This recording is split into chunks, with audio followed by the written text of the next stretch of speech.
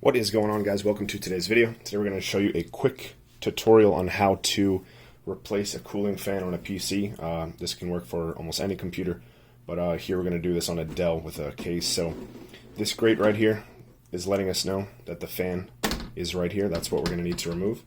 So the first step is to remove any retaining bolts or screws holding the case together at this point. So we'll handle right here, slide it back. And now this will expose the internals of the computer. Right here is what we're going to be working with, this fan. It is held on by 4 Phillips screws. Just going to make sure we loosen these all the way. Power tools might help too, but we're just using what we got.